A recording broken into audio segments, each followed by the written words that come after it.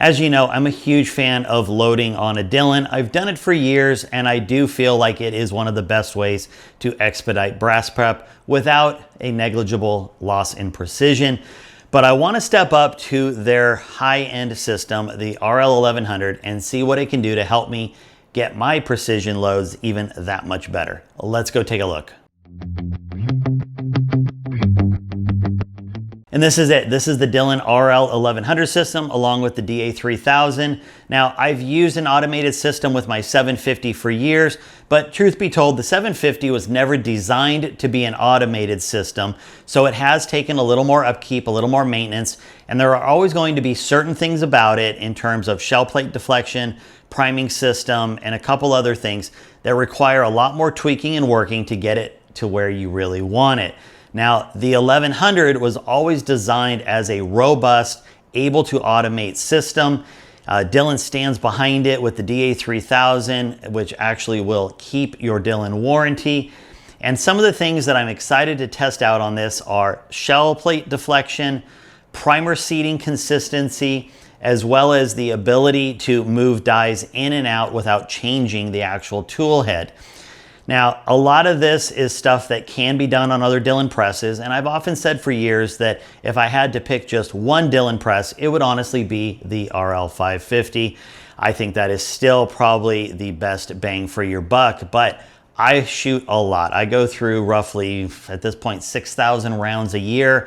Brass prep is something that takes a lot of time, and when you shoot as much as I do, it just needs to be something that can help expedite it without losing any of that quality.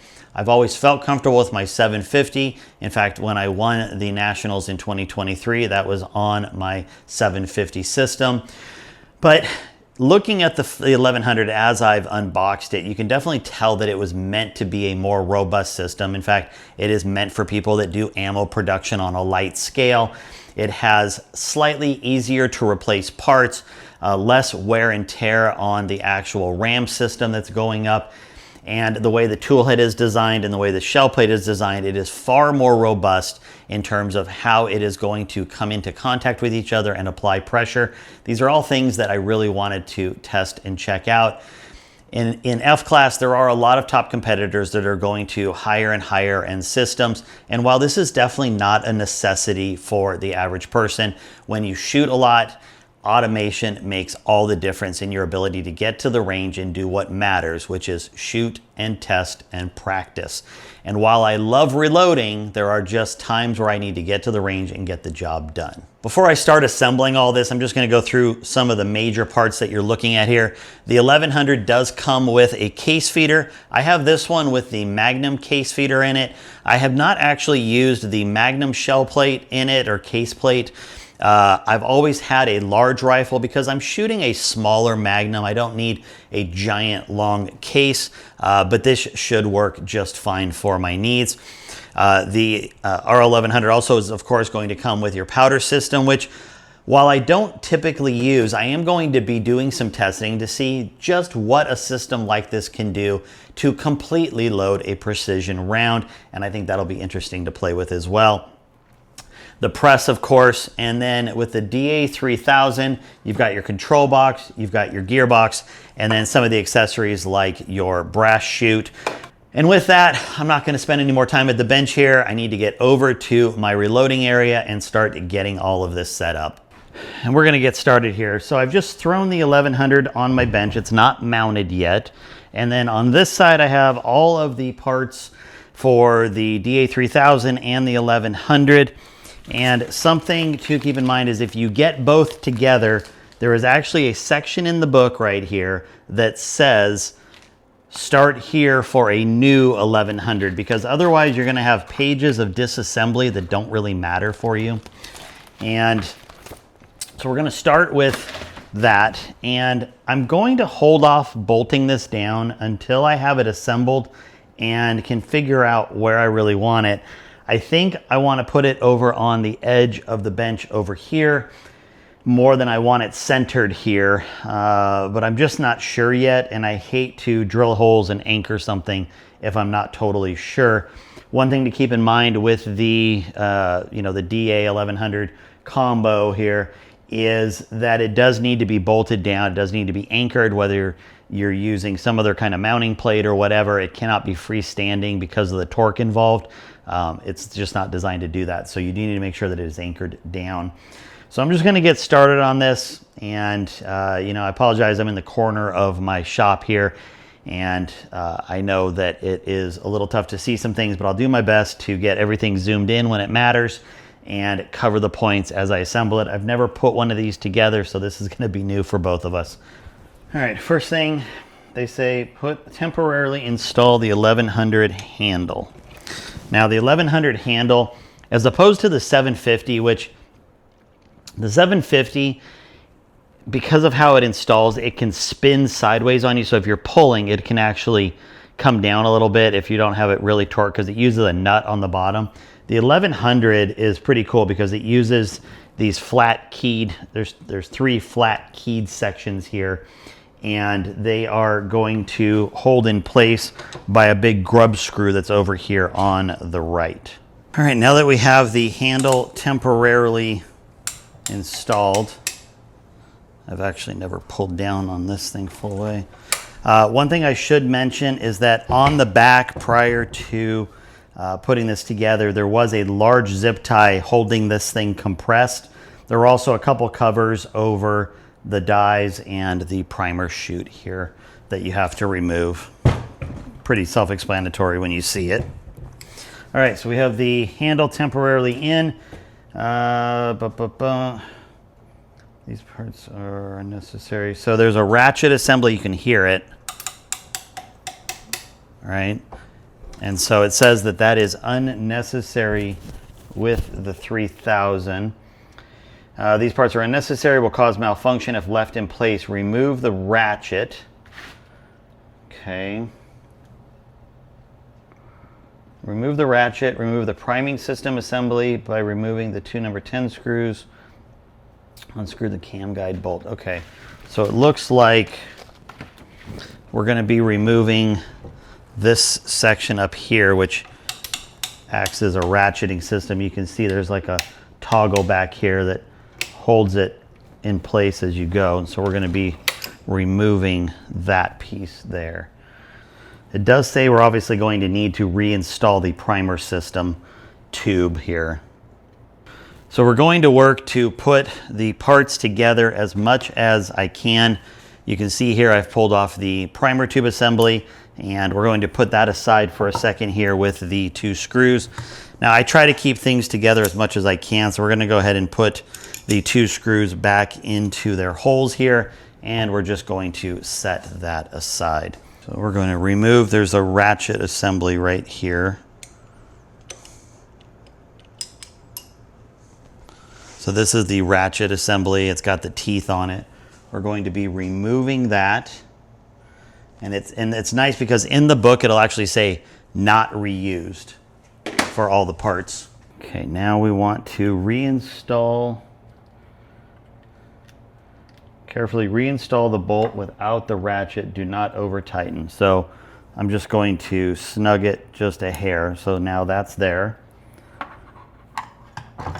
I am going to make a pile. In fact, I'm going to use one of these leftover tubs here for all the do not reuse parts, and that way it's all together. All right, remove the Toolhead spring, which is, that's going to be here, by placing the operating handle in the full back position, which I'm presuming is that. Have somebody hold the operator handle to the back so the main shaft does not drop when the tool head is removed. Remove the tool head, bolt, and washer, and carefully slide the tool head up off the main shaft. Caution, tool head is spring loaded up. Remove tool head, spring, and spring cup. They will not be used.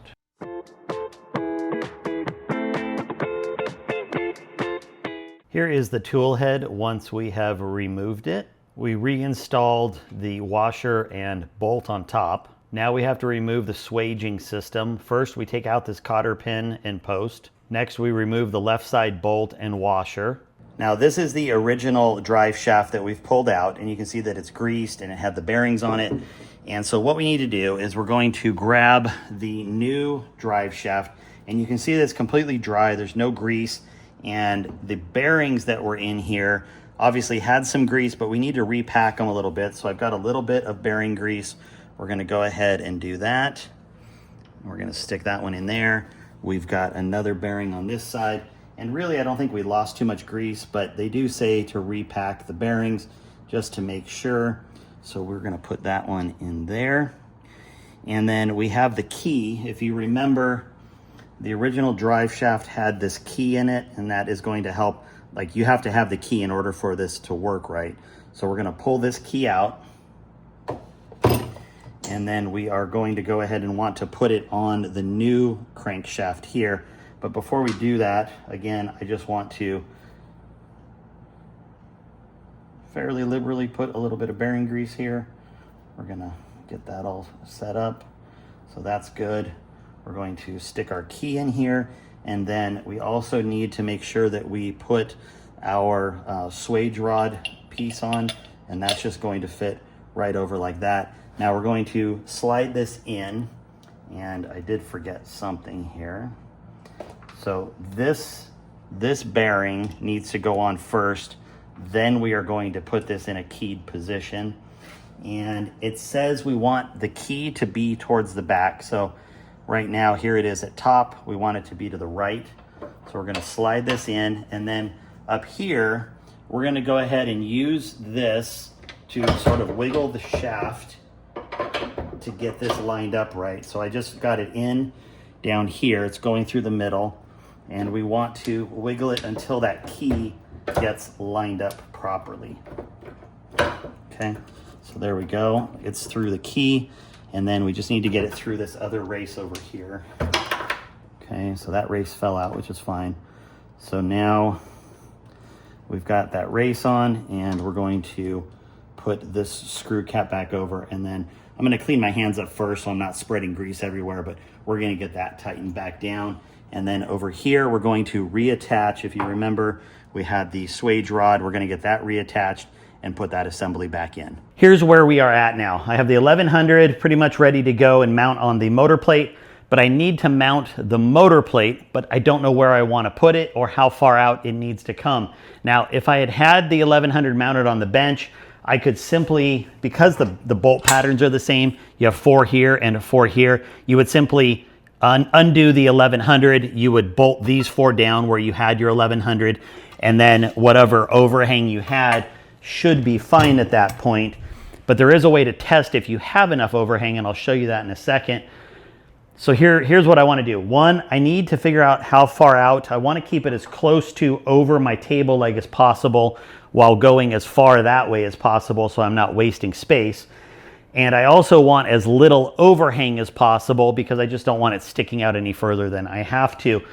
So what I need to do is put the 1100 onto the motor plate and bolt it down. Now, because it is relatively heavy, it's going to support the 1100 as it sits right here. If I bring it out too far, obviously it could tip over before I bolt it down. They do include 1/4 20 bolts for putting the 1100 onto the motor mount. The rear attaching bolts are your responsibility. Just as if you had bought an 1100, you'd have to figure out what size bolts you need to get it mounted down, unless you bought a mount for it. So we need to get this lined up, and what I want to do is I'm going to put the 2 front bolts in. Make sure they poke through here. There's 1. There's 2. Now the rear ones, I still want to put into the back here, and you know, they'll fall into the little 1/8 inch, 1/4 inch plate holes. I just want to make sure that they're lined up. So those are through. So now I can come forward just a little bit. And they do supply washers for the bottom as well, and the lock nuts. So I'm going to go ahead and put these right here. And I'm going to tighten those up in a second.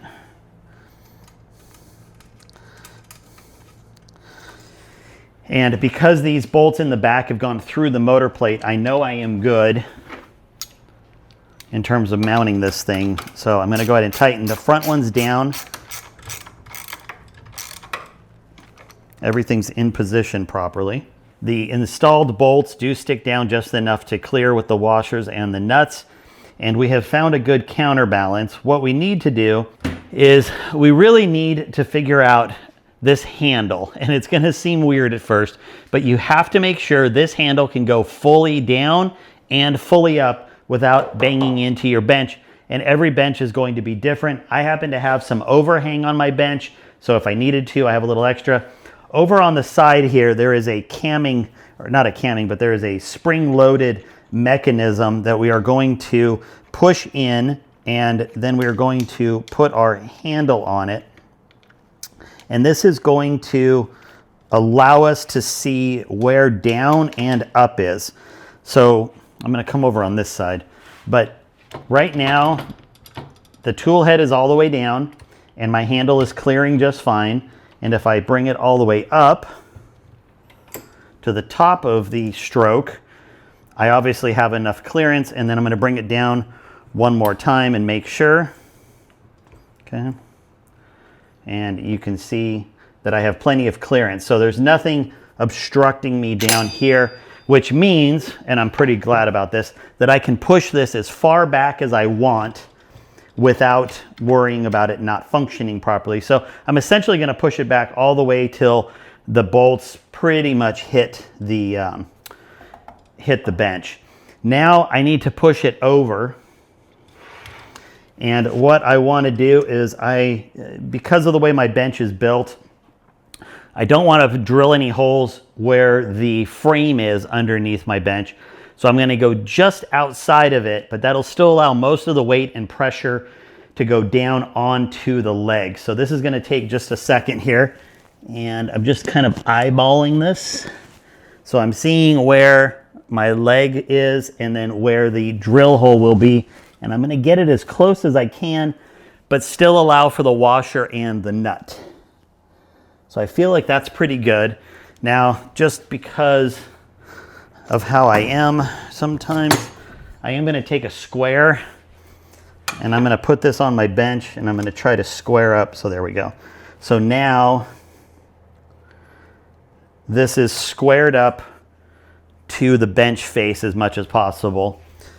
And I'm going to take a pencil here, or pen, I guess is what I've got. And we're going to draw a couple holes.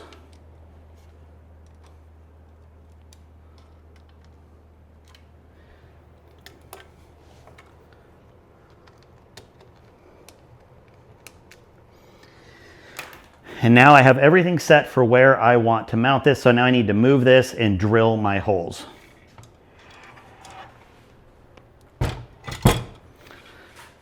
When you're dealing with this much weight, make sure that you put it somewhere safe.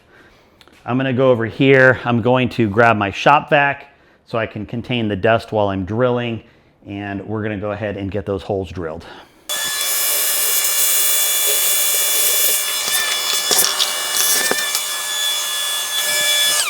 Now we have the holes drilled there, and I need to figure out what size bolt to use.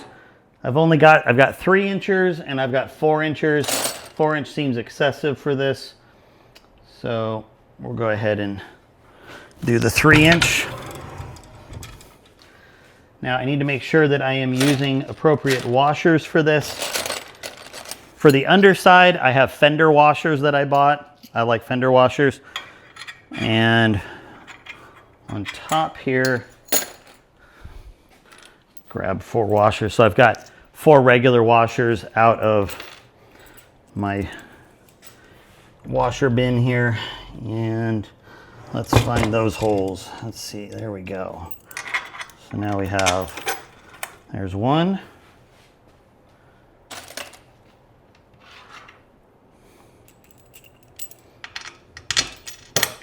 2.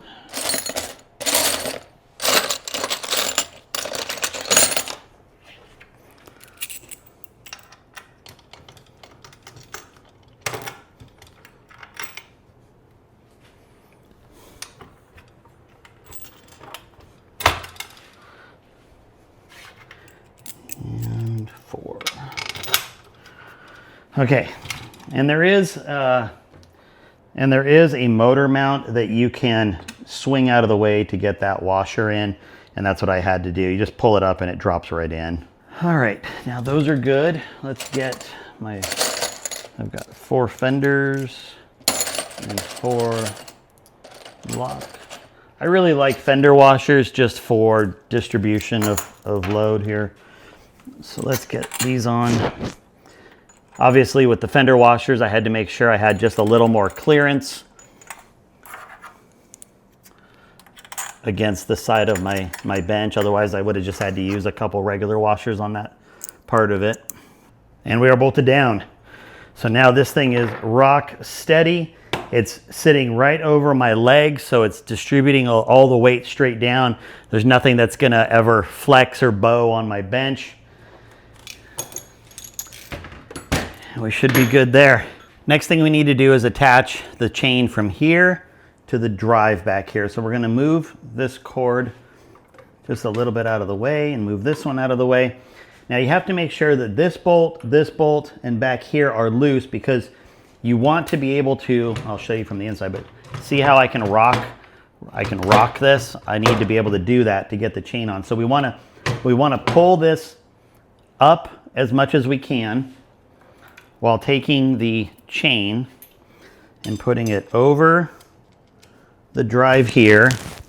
And then we're going to pull this up and we are going to get it onto the drive like that. Now, everything should be lined up pretty good, and we need to make sure there's a little bit of flex. So if I push back onto this motor assembly, you can end up making this chain too tight, and you don't want that. You want about 1/4 inch of flex. So if I push down here, it's moving about 1/4 inch is what it looks like to me. I could certainly push down a little bit more and get it a little bit tighter, but I think where that is probably going to be pretty good. So now I need to tighten up all 3 of these bolts on the drive. When tightening these, you want to tighten the lower 2 first, then the upper. So let's get in here and tighten this.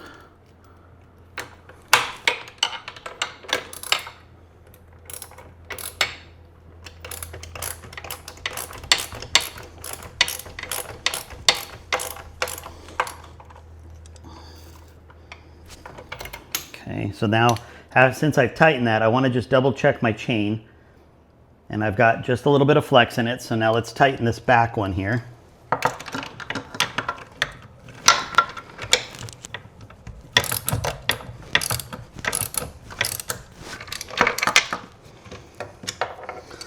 Let me get these switched here, get a little more leverage. Okay. So now that one is nice and snugged up. Now that we have the 2 lower ones set, I can go ahead and tighten this upper one here.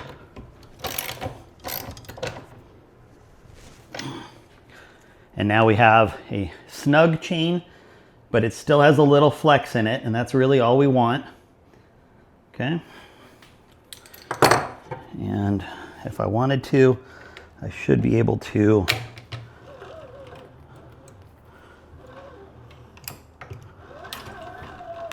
okay.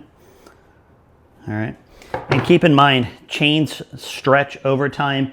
So even though this is just a hair tight, it still has enough flex, but chains will stretch a little bit. You see it in everything. Chainsaws and anything that's chain driven, your belts will eventually stretch just a little bit. Next thing we need to do is install the home sensor that's right here. And what we want to do with that is it's going to fit over here.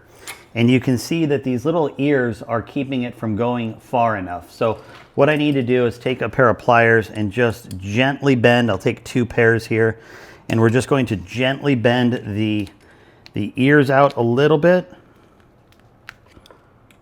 And you just want it to fit snug over it, according to the instructions here. So let's try this again. So it's still just a hair tight. I didn't want to move them too much.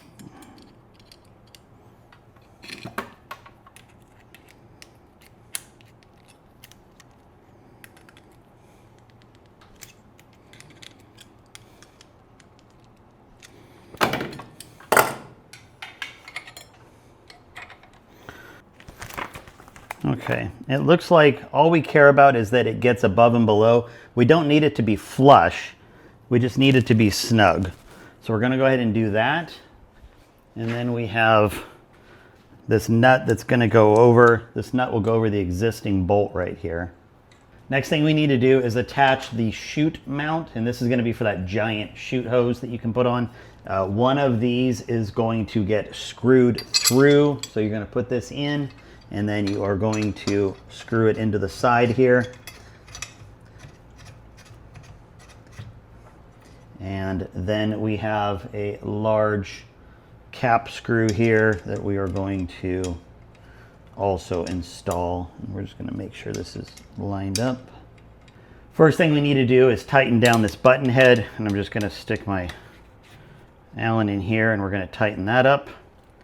The second is we need to tighten this up, and to do that we can take any kind of Allen key or whatever, and we're just going to, I'm going to take a smaller one here because it's on the back side, but we're going to go ahead and stick it through. I'll show you here. It has a hole right here, so you can stick a screwdriver or a wrench or whatever you need to tighten it. And we're going to go ahead and we're just going to use that.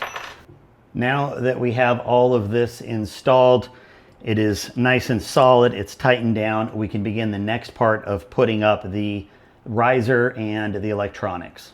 Next thing we need to do is install the second piece here that's going to, it's an extension, so it brings it out for the electronics and the riser here. We need to make sure, because it is not going over the plate, that we put a washer on it, and we're going to screw that into the lower hole right here.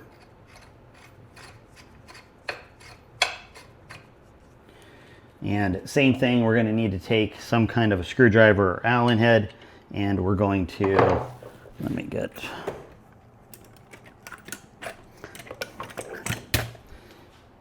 it's just easier here, so we're just going to crank that down, and now this one's tight and this one is tight. And let me get you a little better view of what we're doing here. So we have properly snugged this one down, and we will give this one just one more little bit of love here. Okay, so now that is all tight and ready to go. Now we need to attach our bar, and what you want to make sure is that these holes are facing forward, so facing towards the front of the press, and we want to make sure that these threaded holes are on the bottom side, not the top side. And let me back up a little bit and I'll show you how we attach it over here. Now that we have our extensions installed, we want to make sure the bar, again, facing forward with the small screw holes at the bottom. And then we put our bolts here. We're going to just loosely tighten one bolt in here, and we are going to get the other one started on the bottom, and then we can go ahead and start cranking these down.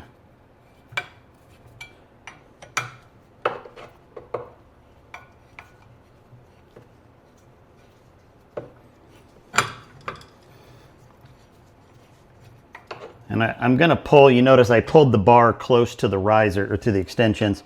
That way I'm not having to work the bar back and forth or risk damaging the threads.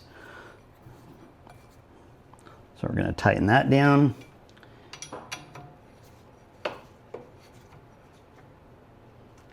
And we've got that. So again, we're not having to crush this thing, but you want to make sure it's good and snug. So now we have those two bolts in, and that is good to go. Before we do any of the electronics, we need to install the safety shield materials. There are 4 pieces that you're going to need. There is this big one here. There is this flat angled one, and then 2 of these with a post on them. The 2 with the post are going to go here. So we're going to take our screws, and again, we're not looking to crank these things in there. We just want to get them nice and snug. It's just supporting plastic, so it's not the end of the world. And we need to make sure these are facing up, like you see here. All right, that's nice and snug down here. So these are good. Now we need to do the one that's down here, so let me come down here. And this one here is going to be, it's going to be the bolts plus a couple of nuts and washers. And we want to install it with this lip facing up. So we're going to take our 2 screws here. We're going to put them through the hole. Okay, so those are started. Before I tighten those down, let me move the camera and I'll install this one and we'll just tighten them all at once. The last one we have to install goes under the chain, and right here, right behind here, it's really hard to see, but there are 2 mounting holes. So I'm going to get those installed here.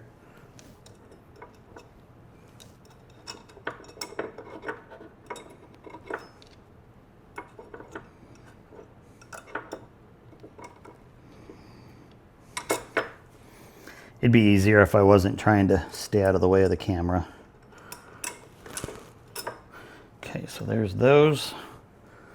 Let's get the washers on from the back side.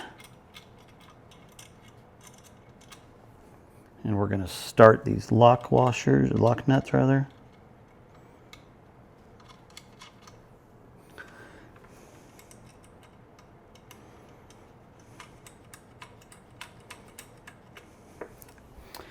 And in this particular case, because I don't have a lot of clearance, I'm actually going to put my Allen on this side, and I have ratcheting ones here.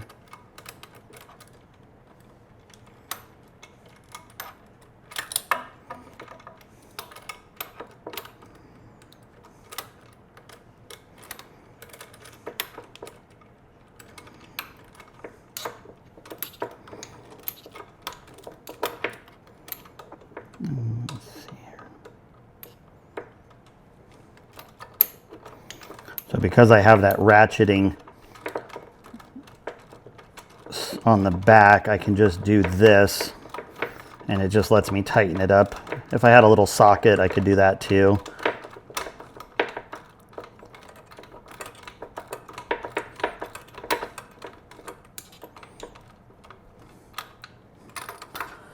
Okay.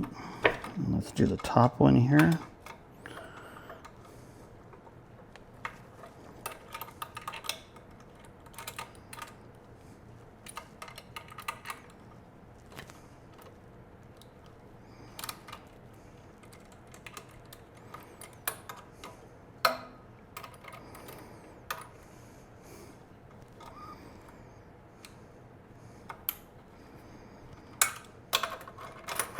There we go. I didn't have it tightened down enough.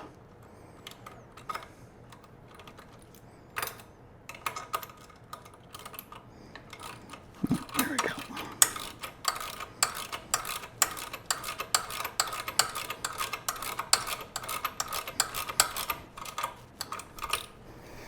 Okay, so those are all set. I need to tighten, or these need to be tightened up here. So let's go ahead and tighten these front ones.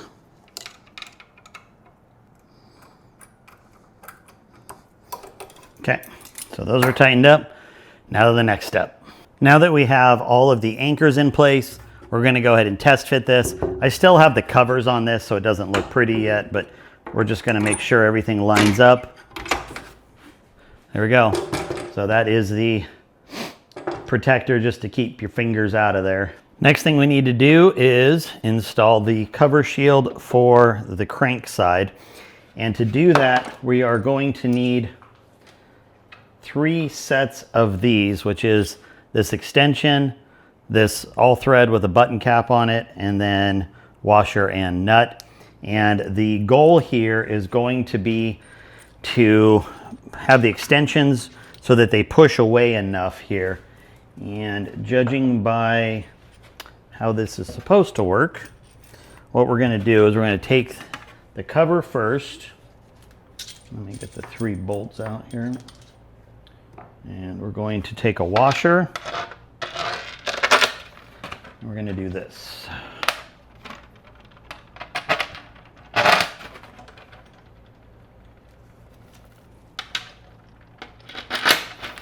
All right, and then these are going to line up through the holes. So I'm just going to get this kind of vertical to where I can put these extensions over the bolts. Okay, so you can see here we've got We've got the 3 bolts and we've got the extensions here. So I'm just going to get in the way for a minute. Okay. So there's 1, there's 2, and there's 3. And then we're going to go ahead and just get these started here.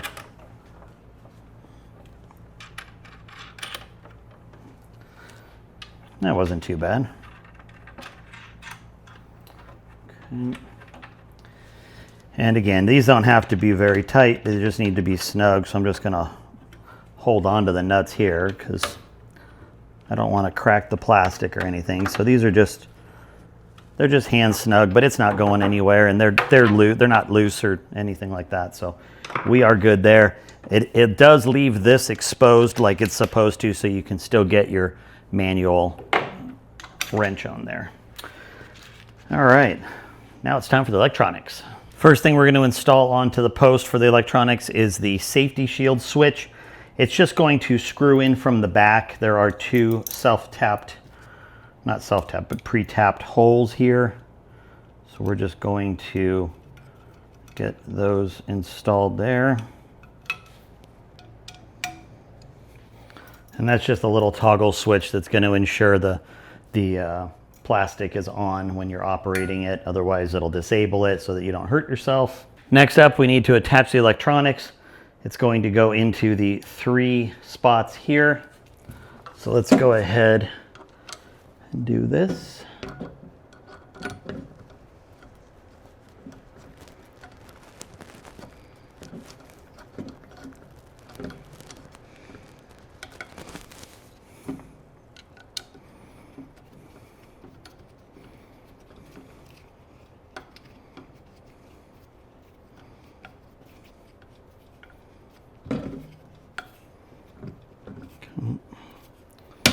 So that one's in there. Let's get the next one. I'm not cranking them down super tight. Just want to get them all started here. So we're just going to snug that one down. Now that I have 2, I can let go.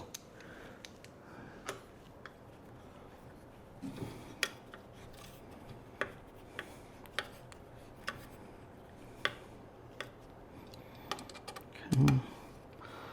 Let's get these snugged.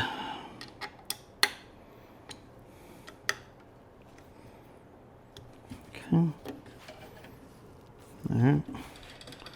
Looks good. Next, we need to put the case feeder on. You'll notice that there is a square it's like squared out in here, so it fits perfectly over this.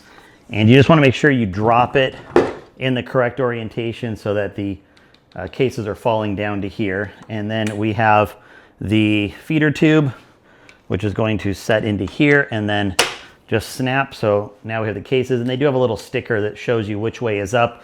And the reason that matters is because the top of the tube is actually beveled, the bottom of the tube isn't. So that way, as brass falls in, it's got a little bit of a ramp to help it get in there. So if you lose the sticker or whatever, just remember the tapered end goes up. We then have a set screw back here that we can put in place.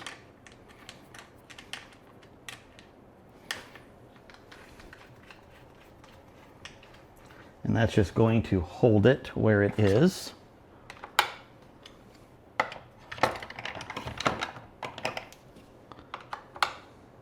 Okay, so now that is set in place and we are good to go there. Next comes all of the plugs. And I can tell you that this is where it gets a little bit hard to film, but underneath here, you will see this is where all the sensors and plugs go in, as well as the on and off switch. So I'm gonna get those plugged in and then we can get this thing powered up. First thing we have is the actual power cord. Now, I have a really good set of Trip Light power blocks over here. And that's what I like using. So we're gonna plug that in here. And then I'll do a little bit of cord management when I'm all done. We then have the serial cord over here. That is going to just go straight into the side, and then we will crank it down, kind of like an old school monitor would go. And just make sure you screw down those little side pieces. You can see that we are good here. So that got power. Now let's attach. So this is going to be the home sensor. I need my glasses.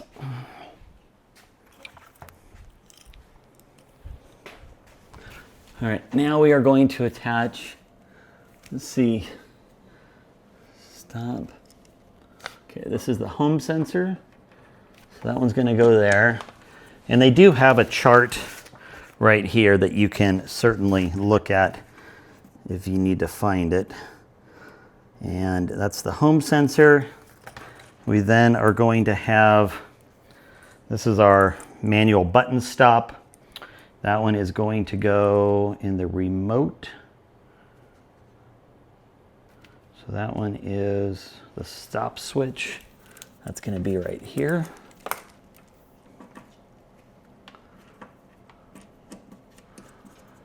And they all have a locking collar that you're going to want to, okay. So that's there. And the last one we have is the motor plug. Now the motor plug is going to go over on the right side here. Pretty self-explanatory. I'm not going to currently put in the low powder sensor or the low primer sensor yet. I do have them over here. I'm not gonna hook those up just yet. I really want to get this thing functioning first before I hook up any other sensors. The last one I have here is the cover sensor, and that one is going to go safety cover. That one is right in the middle here. Okay.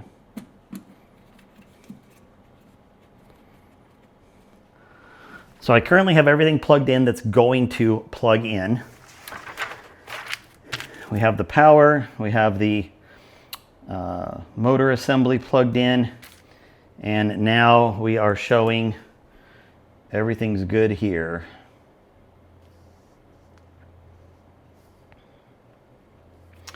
All right, it looks like, obviously it's powered up, so the switch is on, and then this is the kill switch, so if I hit that, it's going to completely kill the whole thing, and then you just twist and it unlocks, so it's gonna power back up here. It's checking the sensors, and now it won't let it run.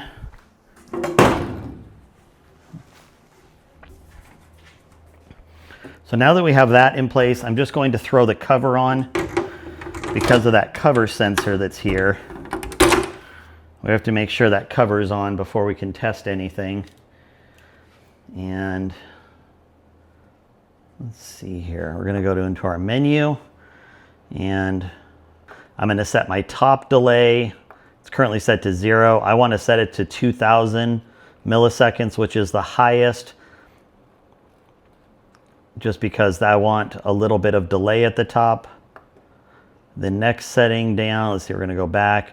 Bottom delay, same thing. I want to set a 2-second bottom.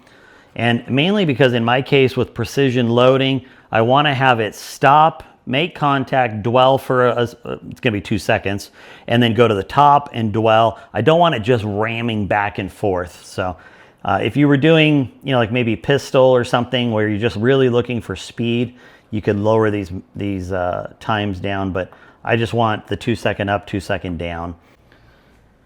First thing we need to do is make sure that this home sensor right here is working correctly. And you notice there's no light on, and you'll see the light when we get to it. You have to loosen the nut that's in front, or in back, I should say. So you're going to loosen this nut, and then you're going to push it forward until that light comes on. So I'm just slowly unscrewing. You see it flickering? Okay, now that that light's on, I need to tighten the front nut. Okay, so now you can see that light is on. And we're just going to give that a nice snug, and it is good to go. I'll put a wrench on it here in a second and just give it a final snug. We are in the home stretch for the initial setup and making sure it runs correctly. Now, I do have to have this on here, of course, because the safety sensor will require it. And you cannot disable it by unplugging it or anything like that. So we do have the safety shield on. We're going to start now that we have the home sensor set as well. One thing to keep in mind, in order for the system to run, you do have to start in a toolhead down position, and the system here will remind you, and if it is anywhere other than all the way down, it will not run, and it'll just simply say ensure the toolhead is down, and then reactivate. So I have it all the way down. I feel like everything's going to run good, and let's see, let's hit start. And there's up and down, and you can see the dwell times there. So it's going up 2 seconds and then down 2 seconds, and those are obviously things that I can adjust for precision purposes. I think the dwell time is going to be great for me. If you're doing something that is a little less precision oriented, 223, 9 mils, something like that, you might take the dwells out, and that's obviously going to speed it up. It currently says I'm at a cartridge per hour count of 575. And, it looks like it's just running good.